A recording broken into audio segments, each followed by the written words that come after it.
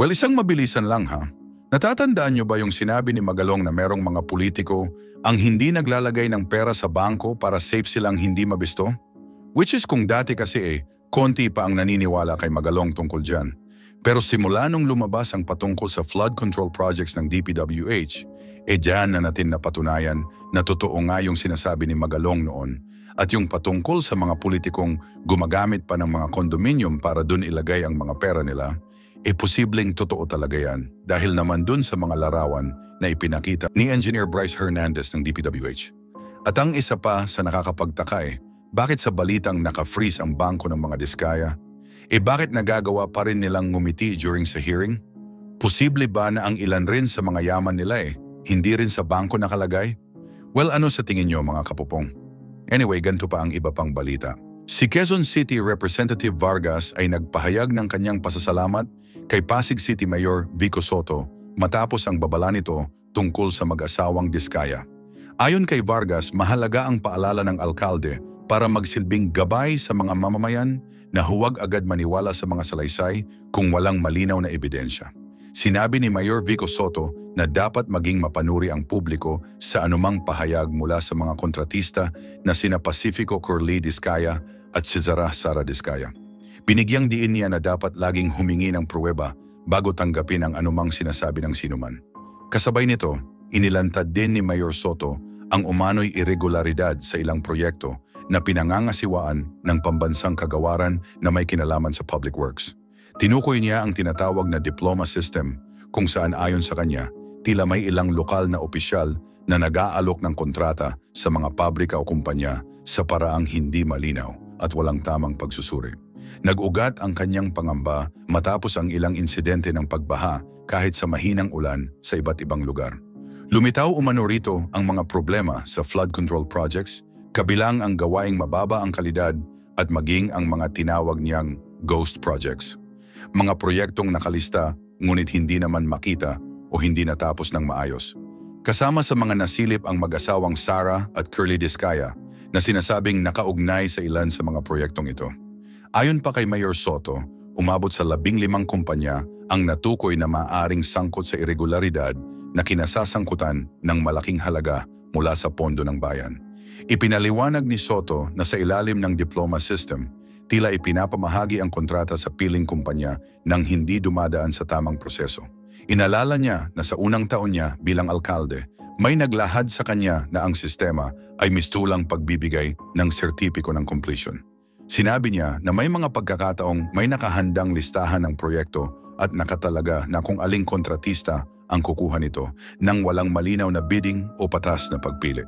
Para kay Soto, ang ganitong kalakaran ay hindi makatarungan at nagiging hadlang para sa mga kumpanyang nais makilahok ng tapat. Well, mga kapupong, binigyang diin ni Representative Vargas na ang paalala ni Soto ay hindi lamang tungkol sa pagbanggit ng pangalan ng mga tao kundi isang mas malawak na paanyaya para sa lahat ng mamamayan na maging maingat. Ayon kay Vargas, ang pagtindig ng alkalde ay mahalaga upang mapanatili ang pananagutan at kalinawan sa mga usapin ng pamahalaan. Sa mga oras na patuloy na lumalabas ang mga alegasyon, iginiit ni Mayor Soto na mahalagang bantayan ang pondo ng bayan at tiyaking nakararating ito sa mga proyektong tunay na makikinabang ang mamamayan. Dagdag pa niya, ang transparency at tamang proseso ay pundasyon para mapalakas ang tiwala ng publiko sa mga ahensya ng gobyerno. Para naman kay Vargas, ang malinaw na paninindigan ni Soto ay nagpapakita ng leader na inuuna ang interes ng taong bayan. Pinuri niya ang alkalde dahil sa tapang nitong magsalita laban sa mga gawaing hindi makabubuti.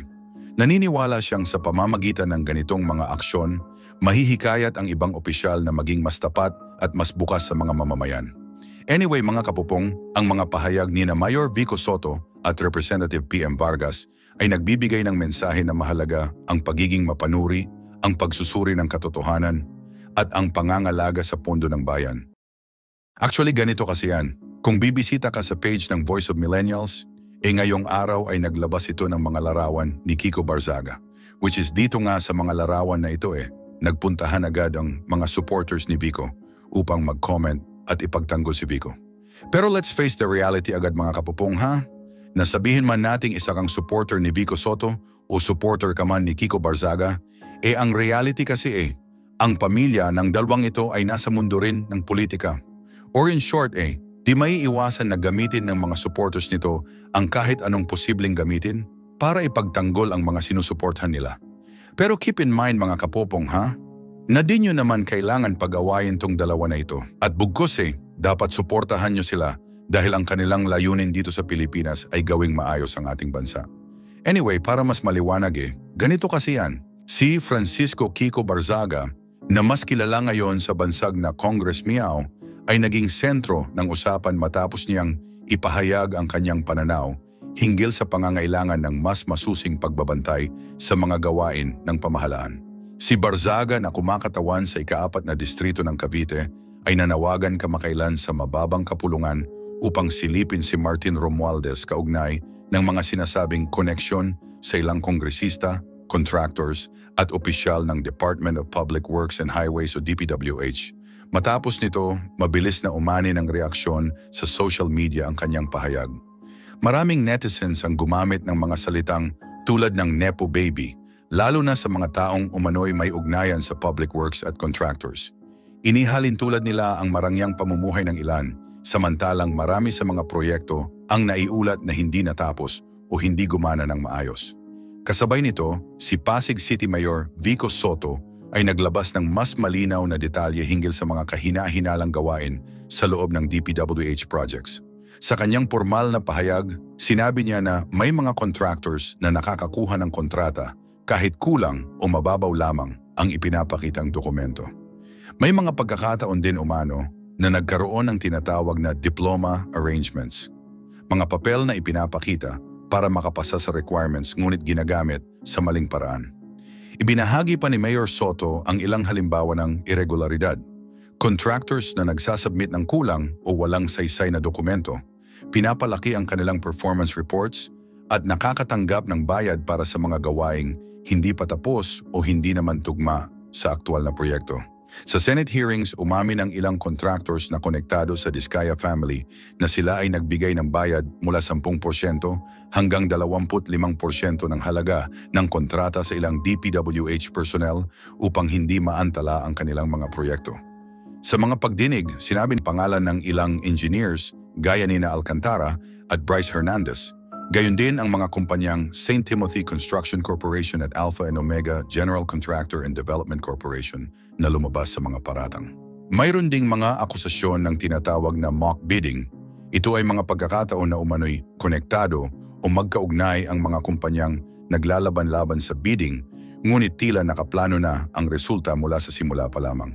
Dahil sa mga pagbubunyag na ito, maraming panawagan ang lumitaw para sa accountability. Ilan ang nagsulong na huwag nang bigyan ng pagkakataon ang mga contractors na nasangkot sa kahina-hinalang proyekto na muling makakuha ng kontrata mula sa pamahalaan. May iba naman na hinihingi ang mas malinaw na patakaran at mas bukas na proseso kung paano ibinibigay at minomonitor ang mga proyekto. Sa kabilang ng lahat, iginiit ni Barzaga na hiwalay siya sa kanyang dating partido at nanindigan na dapat bigyang diin ang etika, integridad, at masusing pagsusuri sa serbisyo publiko. Ang magkakaugnay na isyong ito, mula sa aligasyon ng hindi maayos na gawain sa public works, sa tanong kung sino ang tunay na nakinabang at sa mga tugon ng mga halal na opisyal, ay patuloy na pumupukaw ng interes at diskusyon sa publiko. Marami ang nagmamasid kung mauuwi ba ang mga paratang na ito sa konkretong reforma, kaukulang aksyon o pag-usig sa mga sangkot.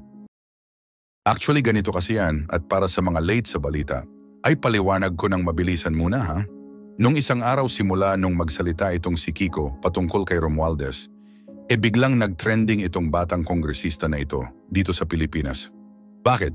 Well, sarami kasi ng mga kilalang opisyalis dito sa Pilipinas Isang batang politiko ang lakas loob na nagsalita na direktang pinangalanan itong si Romualdez. Pero bakit ang ilan naman sa mga Filipino na anti-Romualdez galit ngayon kay Vico Soto? Well, basically, ang isa sa mga iniintay nila ay magsalita itong si Vico patungkol rin kay Romualdez. So basically, yan yung summary. Pero kung bibisita ka naman sa page ni Kiko, siya na mismo ang nag-post na hindi sila magkalaban ni Vico Soto na sinabi niyang, "We have different adversaries but the same desired results." Or in short, itong dalawang batang politiko na ito ay totoong tunay na pagbabago sa Pilipinas ang layunin. Well, ang cool, di ba? Which is ang maganda naman sa paglabas nitong dalawa na ito matututo ang maraming mga Filipino sa pagpili ng matatalinong politiko na ang tunay na layunin ang sugpuin ng korupsyon dito sa Pilipinas. Anyway, ito pa yung iba pang balita. Kahapon mga kapupong ay lumitaw ang isang mainit na palitan sa pagitan ni Kiko Barsaga at Senate President Tito Soto. Nagsimula ito ng questionin ni Barsaga ang pagiging close ni Soto kay Martin Romualdez at sinabi niyang limitado ang kakayahan ng Senado sa pagsiyasat dahil dito. Ayon kay Barsaga, dahil sa ugnayan ni Soto at Romualdez, may mga oportunidad para sa pagsisiyasat na hindi nagagamit ng buong husay. Sinagot naman ni Soto na dapat munang suriin ng mabuti kung ano talaga ang mga punto. Kung ito ba ay sapat na impormasyon para simulan ang pamamaraan. Sa isa pang bahagi ng usapan, hinamon din ni Barsaga si Soto. Hiniling niya na huwag lang basta magsalita, kundi harapin ang mga ulat at ebidensya. Diskaya lang kaya mo, takot ka kay Romualdez, ang isang pahayag ni Barsaga. Para sa kanya, may pangangailangan para sa tunay na paglilinaw at may responsibilidad silang tanungin ang liderato tungkol sa mga naulat na pag-aalinlangan. Sinabi rin ni Barsaga na matapos niyang umalis sa National Unity Party at sa majority bloc sa Kamara, may karapatan siyang magtanong tungkol sa mga usapin ng pondo. Anyway, mga kapopong, tumugon si Robert Ace Barbers, tagapagsalita ni Romualdez, na malinaw naman na walang sangkot ang speaker sa mga internal na usapin o sa paraan ng paglalaan ng mga proyekto sa gitna ng transisyon. Isa pang punto sa debate, ang pagiging caretaker ni Romualdez ng distrito ni Barsaga matapos ang pagpanaw ng kanyang ama noong Abril 2024. Ayon sa mga ulat, ang tungkulin ni Romualdez ay nakatuon sa mga administratibong bagay, pagpapanatili ng mga serbisyong mahalaga, pagpapatuloy ng tungkulin ng yumaong kinatawan. Binigyang diin ni Barbers na wala siyang ginawang impluwensya sa mga proyekto o desisyon hinggil sa pondo sa infrastruktura sa panahong iyon. Sa isang fact-check na tugon ni Soto, sinabi niyang bago magsimula ang anumang pagsisiyasat, kailangang malinaw muna ang mga detalye. Kung kompleto na ba ang impormasyon, kung ano na ang sinabi sa Senado at sa Kamara, at kung ano talaga ang mga ebidensyang may saysay. Ang hidwaang ito ay nagbubukas ng mga mas malalim na tanong tungkol sa pananagutan sa pamahalaan sa paraan ng paghawak ng pampublikong pondo para sa mga proyekto na may malaking epekto sa mga komunidad.